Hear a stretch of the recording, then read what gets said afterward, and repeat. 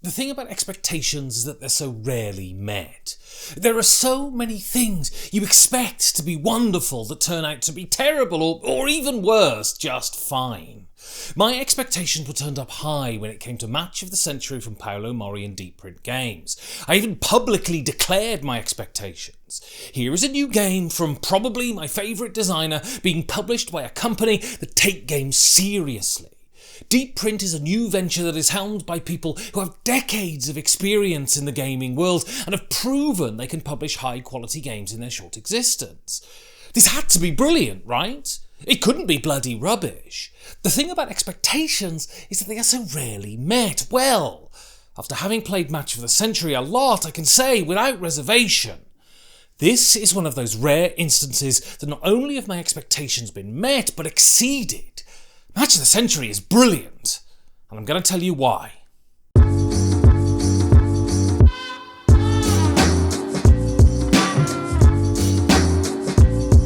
I have zero interest in chess. I have zero interest in anything that's going to make me look stupid. That's why I pretty much hate everything. Still, I was captivated by the pitch for this one. You are not playing chess in Match of the Century, but managing yourself throughout a chess match. This means marshalling your stamina and controlling your mental exhaustion. It means knowing when to lose and how to recover from those losses. It is a game of controlling the macro and individual moments. There were the pictures that swam across my imagination when I read about Match of the Century. Then there is the designer. I have been in love with Paolo Mori designs ever since I clambered through the window-marked board game obsession. I love Libertalia, Dogs of War, Blitzkrieg and Ethnos. He is the king of deploying dead simple rules to deliver devastating depth. This ensured that the Deep Print booth was one of the first places I went to at Spiel. After just a few turns, I was gratified to realise that Match of the Century was not going to be a disappointment. This is a game of poise and rigorous craftsmanship. This is a game that evokes the feeling of chess without the ponderousness of all those centuries of history. It is a game that squeezes all that it can out of its few rules and promotes tension, thought and flow. And what is most astonishing is that it manages to do this in no time at all. Match of the Century does more in its 30-minute playtime than many of the recent deluge of navel-gazing Eurogames manage in 3 hours. If anyone can be said to be heir to Reiner Knizia in simplicity and depth, then it's Paolo Mori, and Match of the Century is up there with his best. In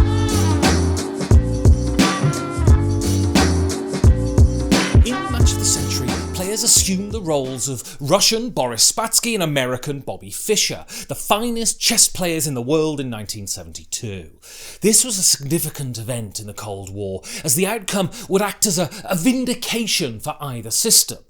Russia had dominated the world of chess since the end of the Second World War and used this domination as proof that communism was the intellectually dominant ideology. With Bobby Fischer, the Americans would challenge the Russian chess hegemony while the world watched. This was the Cold War played on the 64 squares of a chessboard, and the world was engrossed as the battle raged. This is what Match of the Century attempts, with some success, to recreate. Each player will have their own deck of cards. These cards depict a chess piece of a certain value and a special power that will do things like reward you with pawns that you can use to augment the strength of your pieces, interfere with your opponent, or manipulate your mental state for rewards. These cards are played to exchanges on the board that offer a certain number of points that you'll need to win each individual game. If the value of your pieces with placed pawns is higher than that of your opponent, you win that exchange and score the corresponding points. If you lose the exchange, you get to activate the special power that is on the card you played. Score more points than your opponent can and you win the game. Win 7 games and you're the victor in Match of the Century.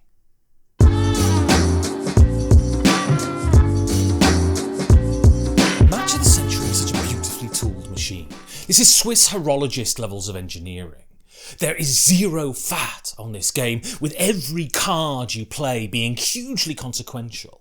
I play so many games that are overblown with useless appendages hanging out over the side. Not so in Match of the Century. Every action you perform here means something, so you're always engaged. This is truly top-level design. Great games have a great central concept, and this one is no exception. The central idea of winning your exchange or activating the special power is brilliant. The potential to lose now and gain later is such a delicious decision. Losing some exchanges is inevitable, but Match of the Century gives you the opportunity to engineer your losing for future gain. This is so clever and so rewarding if you get it right. It is the sprinkle of magic that makes the game shine above 1,000 other games. Also, it plays seamlessly into the game thematically. It gives Match of the Century a layer of forward planning that makes the game feel like chess. Every time I've played this, a thoughtful silence has descended on the table and each card was studied until the right one was chosen. This is wonderful economy of design. Single decisions and their potential ramifications leading players in certain directions, and the feeling of cleverness when you pull something off is wildly exciting. This is what great game design should do. Something needs to be said about the components here too. There is a real tactile satisfaction in placing down a chess piece. Playing this game made me want to don a suit, but in a good way. This is sophisticated product design that suits its topic perfectly.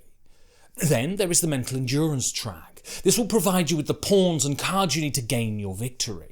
Card powers allow you to gain instant benefits at the expense of your mental endurance, which will later limit your ability to play. It is knowing when to leverage this opportunity that will allow you to win, but it's all too tempting to gain now and suffer later, and that adds another layer of strategy to a game already swimming in it.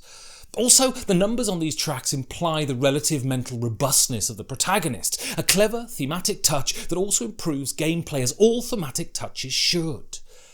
There is a Moorishness built into Match of the Century. Its length means it can be played multiple times in an evening, which allows you to develop a wonderful meta with your opponent. It is this that adds spice to a two-player game like this, and it leverages it brilliantly. Match of the Century would have been my game of the year had it not been for a huge game that came out at the beginning of 2023, but it is probably the best two-player game I've played since another Paolo Mori game, Blitzkrieg. This is proof, if proof were needed, that economy of rules and time could be transformed into brilliant game design, and Paolo Mori is one of the best in the world at converting these resources. You don't need to be into chess to enjoy this one, you just need to like thoughtful two-player games that deliver a delightfully tense back and forth. Get Match of the Century. It's brilliant.